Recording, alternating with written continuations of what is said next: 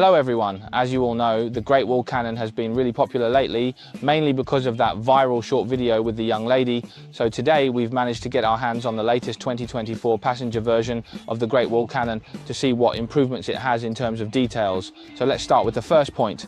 One of its upgrades is in the powertrain. This car is now equipped with a 2.4T turbocharged engine. Its maximum torque can reach 486 Nm, paired with a 9-speed automatic transmission. Overall, you definitely don't need to worry about its power. In terms of size and overall appearance, there aren't many differences compared to the 2023 model. So today, we're mainly going to talk about some of the static improvements or changes on this car. Previously, the Great Wall POW has always been sold in separate commercial and passenger versions. As for the target user groups of this vehicle, they are basically positioned as, for example, the commercial version is aimed at departments like engineering, electric power, and so on. So they use it for commercial purposes, while the passenger version caters to certain specialized users, especially those interested in off-roading, as well as the currently popular outdoor activities, such as overlanding and self-driving tours. These are the groups that the passenger version targets. So overall, the Great Wall POW has actually performed quite well in terms of sales and building a good reputation among users over the past few years. After all, the Great Wall family is an expert when it comes to pickup trucks, especially in the area of rear suspension. For the commercial version, it uses a leaf spring rear suspension, while the passenger version adopts a multi-link setup.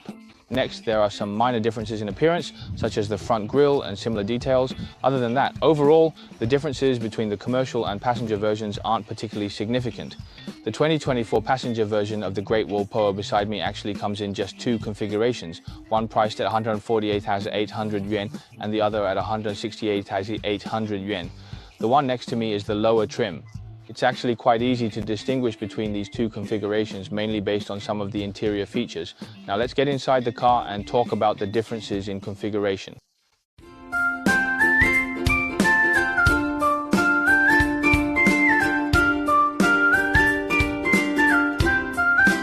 So once you get inside the car, let me tell you about the main differences between the high and low trim levels. The first is the seats. In the high trim model, the front seats are electrically adjustable. Next, for the window controls, the high trim has one touch up and down for all four windows. In addition, the high trim also comes with L2 level driver assistance. As for the low trim model, it only has basic cruise control. Overall, even in this low trim model we're looking at now, priced at 148,800, the interior ambiance is still quite good. For example, the leather material on the upper part of the dashboard and the door panels, everywhere you can touch, is wrapped in leather. The seats are also very soft. As for the padding, you could say it's very resilient. If you drive over some bumpy roads, the comfort of these seats is still quite good. Also, as everyone knows, this car actually comes with four-wheel drive, and the higher trim models even add a rear differential lock. So in terms of off-road performance, the higher trim models are definitely superior to the lower trim ones. Overall, as for the interior design, I personally think it fits current aesthetic trends quite well. First of all, there's the digital instrument cluster, and the center console features a 12.3-inch large touchscreen. In terms of overall operating smoothness, it easily meets the needs of daily use without any issues. For example, as I sit in the back seat with the front seat adjusted to my preferred position, I'm 173 cm tall, as you can see. Actually, the legroom here is still very spacious, but how should I put it? Because pickup trucks are limited by their body structure, the rear seat angle is basically not adjustable. So overall, sitting here, the seating position is relatively upright. However, the good thing is that the seat cushioning in this vehicle is quite soft, so sitting here doesn't feel particularly uncomfortable. Another thing is that the windowsill of this car is relatively low, so when you're sitting in the back, overall, the view doesn't feel particularly cramped. So for example, when driving on mountain roads or rough terrain, rear passengers are actually not very likely to get car sick. So in terms of overall comfort, this car is actually at a pretty good level among pickup trucks in terms of comfort. There's also a small surprise with the seat cushion. It can be flipped up.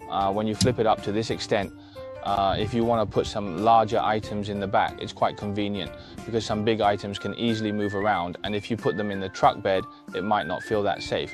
But if you put them in the rear row, there's actually no problem at all. So in this regard, Great Wall has really put some thoughtful touches into the design. Now, when it comes to the static aspects, there's one more thing I want to mention. Since the GWM Cannon model was launched, its expandability has given people a new understanding of pickup trucks in this field. It's not that pickup trucks are only meant for tough, dirty jobs. The GWM Cannon, for example, has given pickups much more versatility. First, its rear bed offers a lot more cargo space. Secondly, this vehicle incorporates the Great Wall family's consistently excellent off-road qualities. Since its launch, its reputation and sales have both been outstanding, and in the pickup truck segment, it's safe to say it's far ahead of the competition. It has accumulated a huge user base, whether you're in extremely cold or hot regions, or even in high altitude areas. In all the places I just mentioned, you can see many owners of the GWM Cannon. Since its debut, it has gained a large number of users. If you're interested in pickup trucks, I really recommend paying more attention to the GWM Cannon.